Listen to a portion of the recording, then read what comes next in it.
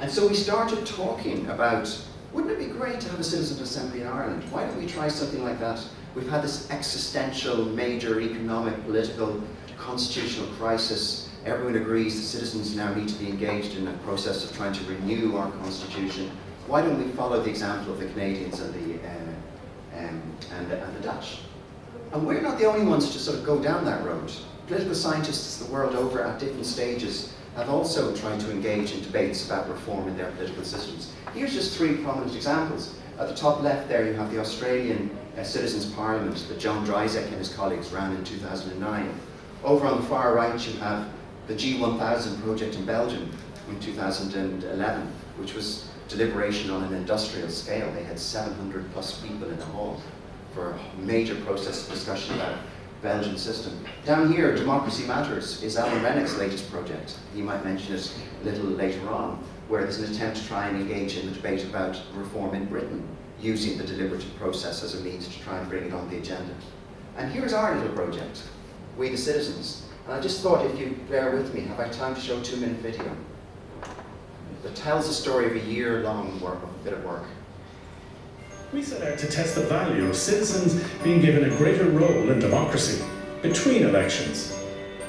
So we held a pilot citizens' assembly in Dublin in June 2011. A citizens' assembly is a randomly selected group of citizens.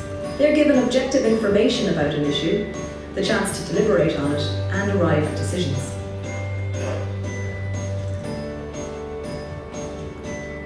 The agenda for our assembly was set by people all over Ireland at 7 citizens' events. Concerns and ideas about the future of Ireland were put to a cross-section of over 1,200 people in a nationwide survey. People were polled before and after the Citizens' Assembly to test the value of this model to Irish democracy. 100 of those polled took part in the assembly. They weighed up the pros and cons of political reform and the balance to be struck between tax rises and spending cuts to solve the economic crisis. Experts on each side of each issue were on hand to explain and to clarify. The Assembly members discussed the trade-offs and arrived at recommendations. Our polling revealed that taking part led to a significant shift in their opinions, and they wanted to get more actively involved in democracy.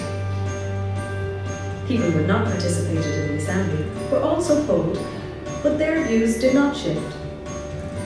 We the Citizens has proved that citizens' assemblies can be trusted to make informed recommendations, to be adopted by government, or to be put to the electorate in a referendum. Let's make it happen here.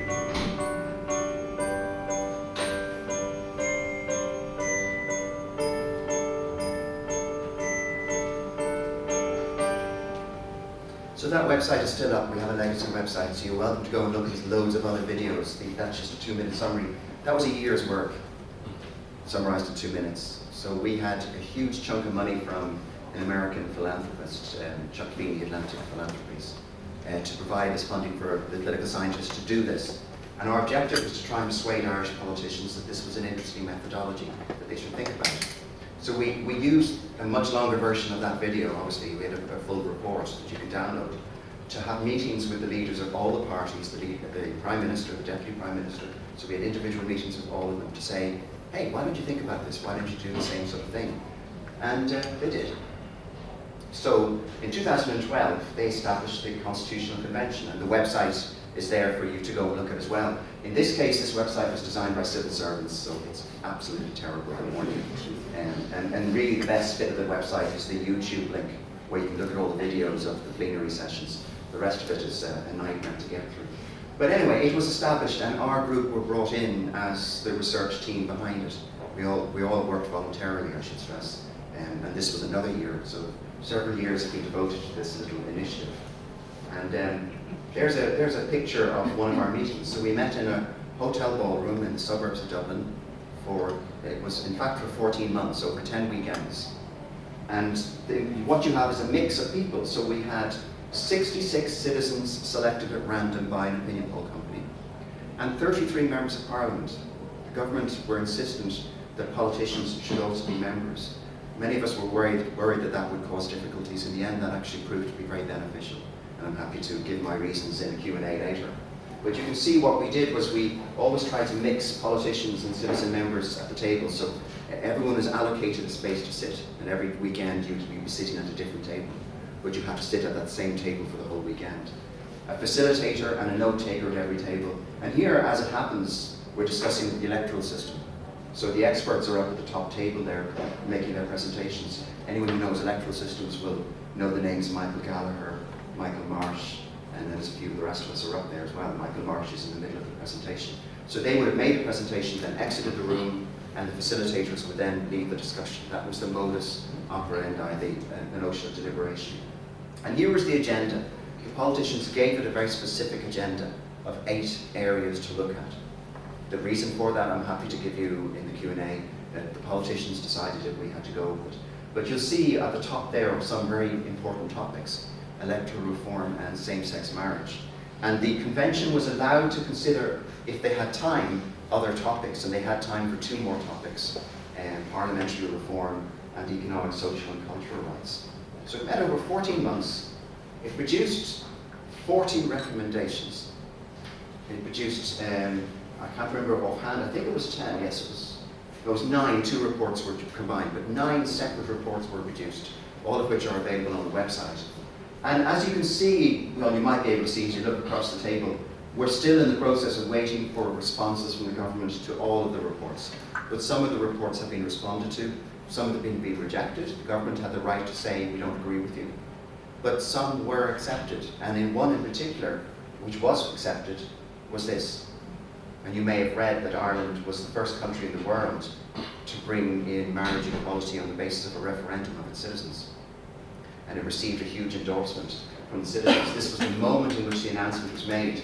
This is a very prominent gay rights campaigner, Catherine Sapone, a senator, a member of our upper house, who proposed to her long-life partner at the very moment when they announced the result. It was quite a big deal. And I'm going to finish now in a second or two. The question is, that I'll just leave you with, is would marriage equality have happened anyway? Because ultimately it was the government that decided to call the referendum. The government said to the Constitutional Convention, we're not certain if we need a referendum, we'll ask you to think about it and come forward with a recommendation, and then we'll consider your recommendation. The Convention considered it. It said, yes, we think you should have this referendum. We really strongly think that. And the government agreed in this instance that they would have the referendum, and the referendum passed. Would the government have had it anyway? Well, I'll give you 2 reasons for saying why the Convention was very important for the calling of the referendum and the passing of the referendum. There's at least 2 reasons. One of them is summarised by a very prominent journalist, Stephen Collins, because what we're dealing with in the case of the Irish Prime Minister, Enda Kenny, the current Prime Minister, is a politician who socially is very conservative. There was no way he would have called a referendum. There was he didn't see any votes in it for him.